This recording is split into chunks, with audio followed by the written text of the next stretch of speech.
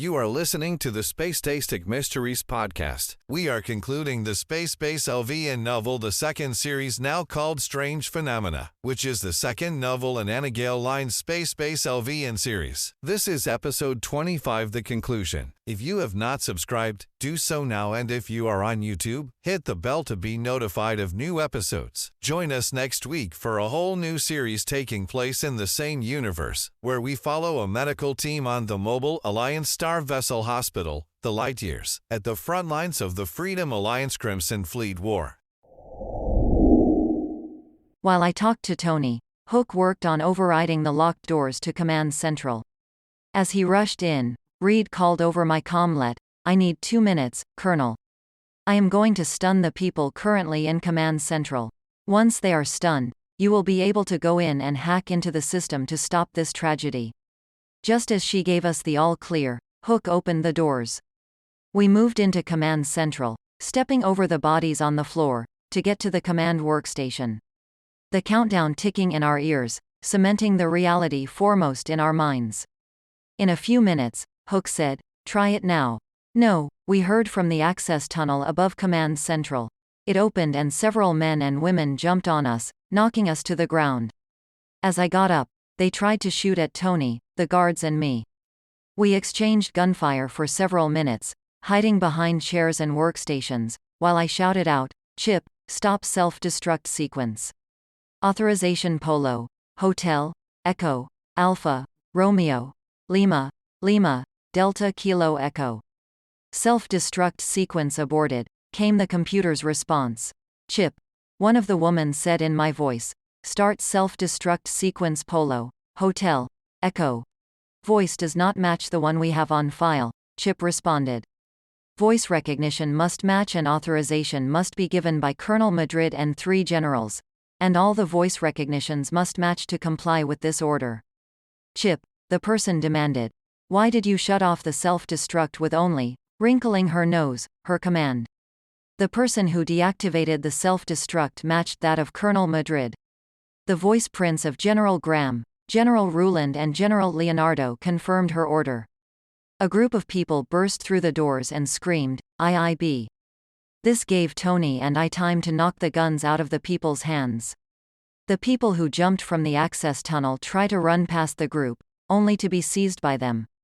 Tony and I helped the group disarm the people and cuff them, leading them all in a single file line to the brig. It took quite a while to process them and get them into cells. Tony and I watched from afar. "I was a little afraid you were going to kill that guy," Tony mentioned.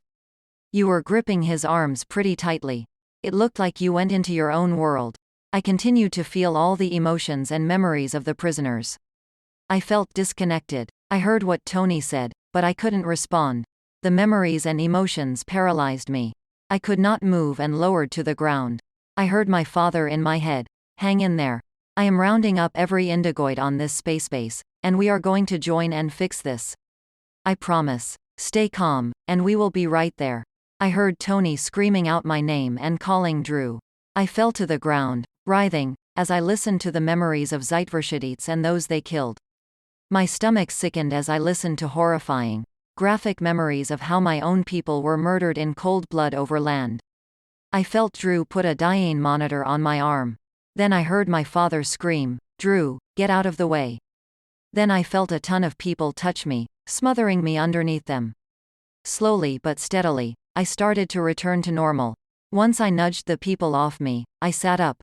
"What happened?" I questioned, looking around at my father, sisters and children staring at me.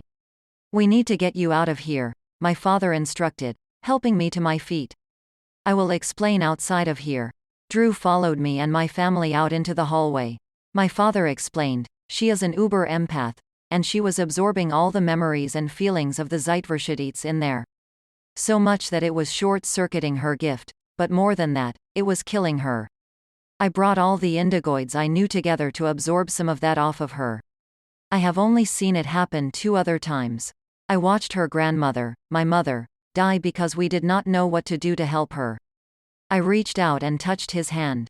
"I am so sorry. We named you 2 after her," he told me, then looked to Allie. Her name was Alexandria Allison Madrid. Allison was her mother's maiden name. For the first time, I actually feel a part of this family, Ali admitted, darting her eyes around the group, because we worked together to save one of our own. Aunt Ali, you are family, and once we know about family, we do not abandon them, Samantha told her. She looked back at Drew and asked, Papa, you can check on Mama and Sophie now. Drew moved through the crowd and selected several options on the screen before assessing. They are both fine. I am, however, taking her away for the weekend to somewhere other than here. Alone time, just her and me. Isn't alone time how we got Sophie in the first place? I questioned, then noticed Ethan. Hello, old friend, I am surprised you couldn't have saved me on your own since you are an uber empath like me. I couldn't feel anything from him. I rose my eyebrows. I am still affected by them.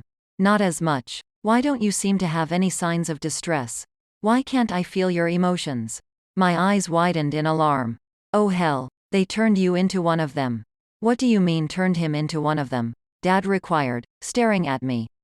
Are there Indigoids that have been turned into Zeitverschidetes? Yes, Ali and I said in unison. We looked at each other. Then I explained. There are Zeitverschidetes who inhabited Indigoids and Orthoids' bodies where the Zeitverschidetes has taken complete control. There are Zeitverschidetes who kill the humanoid by being in their bodies because the humanoid would not give up control, and there are the humanoids who manage to regain control. I looked to Ethan and said with grave deliberation, I don't understand how you could do this, how you could not fight for your daughter. Ethan spoke in a scary, baritone voice. She has already been assimilated into the Zeitverschidetes culture, and I am joining her. He reached out to put his hands around my neck, squeezing my throat. You need to die for what you are doing to the Zeitverschidetes. What I am doing. The Zeitverschidetes committed genocide on my people, Ethan's people, and I am the one in the wrong? You murdered people in their beds, killed innocent children in school. All because you believe that the Indigoids chased you off Romeo 8. We are not your enemy, but you are definitely ours now. You are the time traveler who is sent to destroy our race, Ethan screamed, crushing my vocal cords. Guards pulled Ethan off of me and ushered him away. Drew examined the marks on my neck, studying my readings. You and baby Sophie seem to be okay. I am going to keep an eye on you. I would not expect anything less, I decided, pulling myself off the ground. I am going to my office to catch up on work and rest. Then I walked past them to the travel tram at the end of the hall. A few hours later, Tony and Victoria moved into my office. Tony advised me, we are done processing all the Zeits and Ethan and are taking them to India 7 to be tried by a joint court of Zeitverschidetes and Indigoids, which is the way Romeo 8 handles their cases. Victoria sighed, then told me, this is what they are programmed to do. At this moment, we have the kingpins in custody. I nodded. I am tired of this war and so are the supervisors, so my grandparents are setting up negotiations between the Indigoids and the Zeitverschidetes. It is going to take a while, but I am hoping we can hammer out a peace treaty that will cause both sides to cohabitate with each other. I don't know, Victoria decided, running her fingers through her hair. There has been a lot of bad blood and a lot of bloodshed. Ali wants to help negotiate the treaty because she has lived among the Zeitverschidetes and has a better understanding of their needs and wants than we do. Sounds like Ali has found a place to use her suffering for good instead of evil, Victoria returned. I am glad that she is going to find her place in this galaxy. It is going to be a long, hard process for Ali, I maintained, meeting Victoria's gaze. I do think that she would be a good addition to the supervisors with Aiden, forging a new relationship between the Zeitverschidetes and the Indigoids. Victoria agreed, nodding, I can see that. Doesn't she have to go through formal training to be on the supervisors? Specifically since she was not raised among her other siblings. I pressed my lips together, then decided, no more than politicians on Earth have to go through formal training before they take office. However, if that is something Ali wants to do, the Camrys will take her under their wings to make sure she is ready. I looked over at Tony and said, what I cannot figure out is who wrote the note in the cafe. It was in Indigoid, but then when we went to meet them, they were gone. Tony folded his arms across his chest. Maybe Kane? Your encounter with him did happen right after that. I nodded. Maybe so. There is a gathering tonight in Obsidian if you feel up to going, Victoria advised. giving me a once-over when she saw me slowly nod, but I look forward to visiting with you later. I think, though, that Tony and I will leave. Send him in. I can feel him in the waiting room, I told them, then watched as they disappeared out the doors. A few moments later, the doors split open again to reveal Drew, who hung out sheepishly by the doors. I stood, moved around the desk and sat on the couch near the entrance. I patted the seat next to me. He took that seat. Drew, sweetheart, I was thinking that you and I could take a few days and go stay in the vacation house on India 7. Just you and me. Allie and my father are going to take care of the kids. Drew inched closer to me, putting his hand on one side of my face. He pulled it forward and brushed his lips across mine. I returned his kiss. We kissed back and forth for a few minutes. I think we should have some time away with all that happened. I know you think that me and Sophie could use some rest after what happened earlier, and I think you can use it after. Drew pulled me closer and danced his lips over mine again, intensifying it. After a few more moments of back and forth, I broke away. You okay with us going to India 7 for a few days?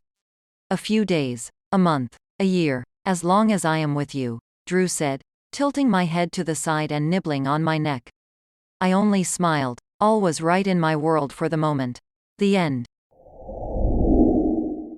Again, join us next week for a whole new series taking place in the same universe, where we follow a medical team on the Mobile Alliance Star Vessel Hospital, the Lightyears, at the front lines of the Freedom Alliance Crimson Fleet War. You have been listening to the Spacetastic Mysteries podcast. If you'd like to learn more about Anna Gale, you can go to AnnaGaleLines.com. It's ANNAGAILLYNES.com. And there you can download the first book in the SpaceBase LVN series called The Last Chance Station for free. You can also buy her other science fiction books on the website, Amazon, BN.com, Lulu, and many other online outlets. Also sign up for the newsletter to keep updated as to what's going on in the world of the Anna Gale Lines podcast, her motivational podcast that helps women live significant lives, and Spacetastic Mysteries podcast. Follow her on social media, Lady Anna Gale on TikTok, Anna Gale Lines on Twitter, and Anna Gale Lines Artist on Instagram. Join our Facebook page at facebook.com/author Anna Gale. Thank you for listening, and thank you for being you.